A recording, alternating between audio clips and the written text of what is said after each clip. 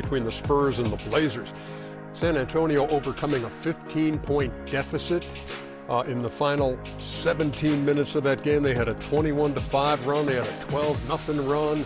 And now they lead that series 2-1, doing that without Victor Wembanyama because of the concussion that he suffered in Game 2. So the question heading into Game 4, Wemby's status after that concussion. We head to Portland, where the dancers are in full stride and where Malika Andrews is standing by. Standing by, Ernie, or dancing by a little bit? But you're absolutely right. The story of this game here is Victor Wembanyama. So let's just walk through the timeline that Victor has gone through since he sustained that concussion on Tuesday, right? Remember that he has to be away from basketball games for 48 hours at least, and until both the league and the team doctors clear him. So on Wednesday, that's 24 hours after that concussion was sustained, that's when he was able to get on the bike. He was able to do a little bit of light cardio, and he's still doing 2 neurological tests per day. On Thursday, that's when he was able to start doing some non-contact basketball activities that then ramped up on Friday. So the San Antonio Spurs, they were actually hopeful that he was going to be available, that he was going to be able to play on Friday. Obviously, that's not what came to fruition, but it was a good sign that he was in the arena. It was an incredibly loud, rocking environment, and with head injuries, sometimes that's not advised. So the fact that he felt well enough to be able to do that, that says something. I saw Victor yesterday. He went to the team's film session. He was all smiled. He seemed to be in a really good mood. And it's looking like we're going to know about 10 o'clock whether or not he's going to be able to go for this game. My understanding is there is some level of optimism that he's going to be available. But again, remember, there are multiple people, multiple doctors, both on the team side and on the league side, that are eventually going to have to clear him if he's going to be able to play. They are very, very cautious when it comes to concussions here, but they're hopeful. In the meantime, what they saw from Dylan Harper, what they were able to see from Stephon Castle, that was really encouraging for San Antonio. And if you're able to add Victor back into that mix, they're really optimistic about their chances in this series, Ernie. Malika Andrews, thank you very much, and great concentration given what's going on behind. I'm joining the party now, Ernie. I'm going to join the party now. Yeah, it's kind of. Got it. Let's go, girl. and you know what else? What else is really special? Is we'll be talking to your husband in the next segment. Dave McMenamin, your husband, will be joining us. Make him do the move. They was trying to battle us, Ernie. Dance off with the Portland Trailblazers dancing team. We're ready. Tell them they doing that dance routine wrong back there. Everyone on Inside the NBA says y'all are rocking right now, and they're ready for a dance battle. They're ready to take you on, Chuck. It's you versus them. That's no contest. Battle. All right, thank you very much. Couldn't even concentrate. I was like, what is he saying? I know. If it's even possible to get this back to Game 4 between the Spurs and the Blazers. You know what song I was thinking while they was dancing? No, see, I was trying to get us back to basketball. Now, what song were you thinking about? It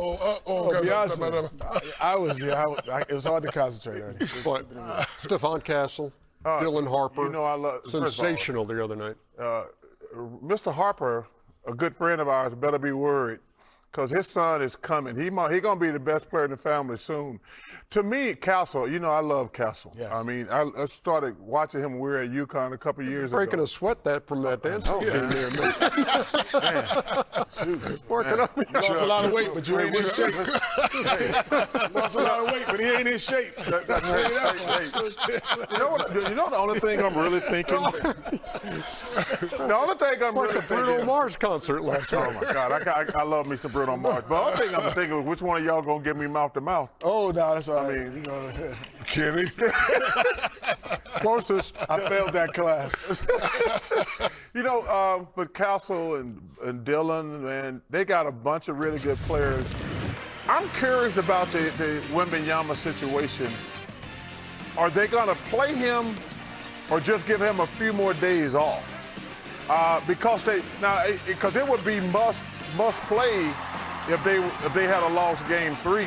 Yeah. But I wonder if because number one, they still got a good solid team with or without the Wembanyama.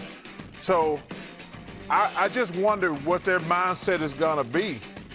Because they don't probably play again to Tuesday or Wednesday. They'll play Tuesday. They'll play Tuesday, so he'd have almost a week off, basically. So, but I hope he plays today because he's such a great kid. And like I say, they got a great medical staff down there, and they're going to make a good decision.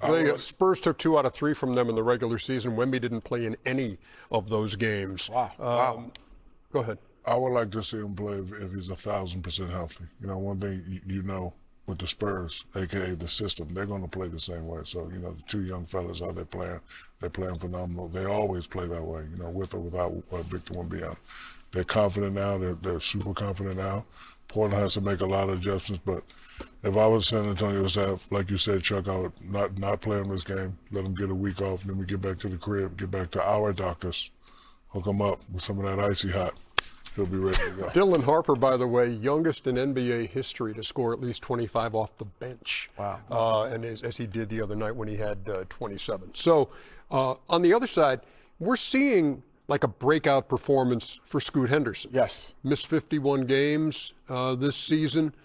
And what's he scored right now in this year?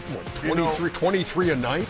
And this is from a guy who in the regular season was scoring 14. Yeah, what it is, Ernie, is in the playoffs, the scouting report is we're going to go under screens, not let him get in this scenario, in transition. So we don't want him in transition. We don't want him in that mid-range because he's so physical. That's where his 14 points a game come to.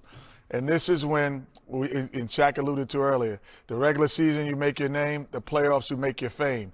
And because now the scouting reports go under the screen, and he's like, no, that is not the scouting report on me anymore. I worked on this all summer, and I've been knocking down shots from 3, and I also have a step-back 3 that I just wasn't using as much. And now, because he's playing more minutes, he's getting to show that he can now knock down the 3. And that was the only knock on him coming into the league. He was physical enough, he was athletic enough, he was strong enough, and it was like, can he knock down the 3 consistently to get to those things that he's great at? And that's what's happening in this series. And well, he's 12 out of 23 from deep.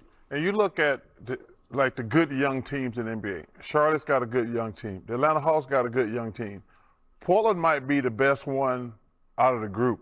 They got a bunch of really good young players, but we never show them. I don't know if they've been on national television at all. I watched them play last week against the Suns. I said, the Suns can't beat them. I said that going into the play-in. And I thought this would be a very good series. They're young. They got a really bright future. Coach Splitter's done a fabulous job. He really has. He's done a fabulous job, especially with all the noise was around that team. But so I'm looking forward to this game. Yeah. You said an interesting stat. I didn't know they had beaten them all those times without Wemby. Yeah. That's a good nugget right there. Meantime, Deni Avdija has been he's been good. amazing. And also you got the veteran presence of a guy like Drew Holiday, who's an NBA champion, who's played 100 games now in his playoff career. You know I love Drew Holiday. One of 18 in the NBA. Active players. Easy, Kevin. Easy, Kevin. I'm glad you had the right 3 of those.